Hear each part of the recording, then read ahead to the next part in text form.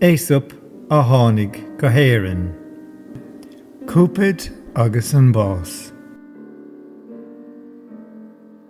Bhí cúpid lá bra gréine a spórt ó féin in aice na plúise na míon an bás na chonaí ann. I gceann tamil de ghuiil an brothal air. Chó sé isteach sa phluais a bhí chó brá, chó fionúir. Chas sé féin ar an talamh agus hit a chola air. An nad a bhí sé na chola, don piag an taisce agus de hit na saide go léir amach ar an urlár. Agus chúdar féin agus saide an bháis a bhí caite ar an urlár, chúdar trí na chéile. Ar bail nuair a dhúsigh cúpid as a chola, chrom sé ar na saide de bhailiú agus de chur chuige. Dhéann sé d'armad, mar bhí an colann na huaile. Thóg sé chuige cuid a haide an bháis, agus dog sé an íg cuid dá haide féin.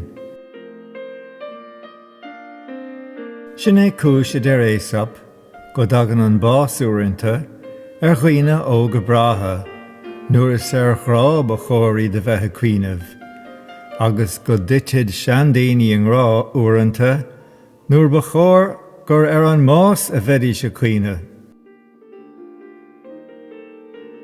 An muine.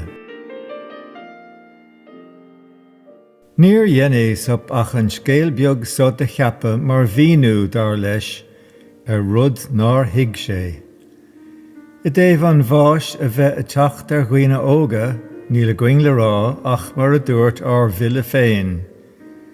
Chléire sean bás hí na go bháilinn scach éon bhail, ní fearr leis den éasta ná an leanamh beag óg. Agus a dtaobh na seandaoine a bhí na titiming rá, nuair ba cheirte dóibh bheithe cuiinmh ar an más, ní dóilm féin go bhfuil a rá leo ach an seanachal úd. Bíonn duine na leanamh dhá uair.